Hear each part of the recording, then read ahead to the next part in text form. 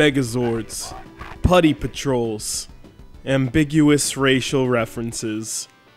These are a few of the elements that formed Mighty Morphin Power Rangers, basically a rehashed Japanese Super Sentai series and an easy-to-swallow westernized pill. It's a series and a pop culture phenomenon that took the United States by storm virtually overnight, and soon you were enrolling in Taekwondo classes and getting up early every Saturday morning to see what would transpire between the teenagers of Angel Grove, California, and the twisted alien witch, Rita Repulsa. The Power Rangers media empire spanned across the map, from television and movies to action figures and, of course, video games. Controlling your favorite character, whether it be because they wear your favorite color, or perhaps of their overall style and fighting flair, was like living the dream, and when Mighty Morphin Power Rangers showed up to play on the Sega Genesis, you were in for an afternoon of button-mashing, name-calling goodness.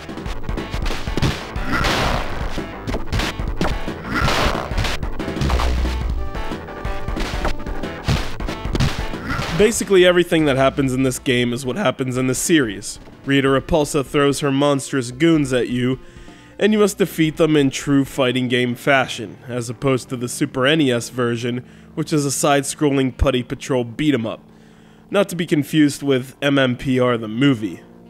To counter her attack on planet Earth, you will select a ranger of your choice, and after a little bit of typical fan service and 16-bit cutscene, you'll find yourself on the battlefield, starting off with Minotaur.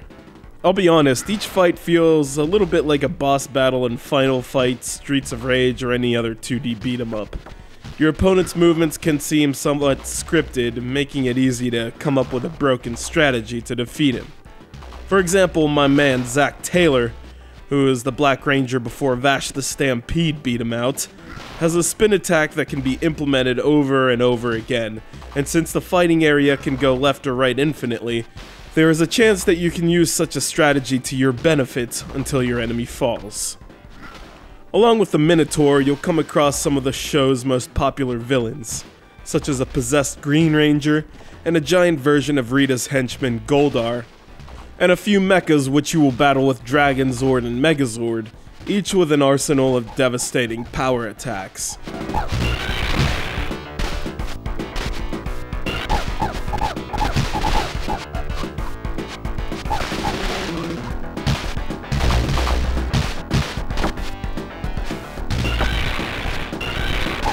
The biggest beef I have with this game is that it probably lasts about as long as an episode. The battles against your childhood enemies are actually a lot of fun, but the replay value is about as deep as a kiddie pool.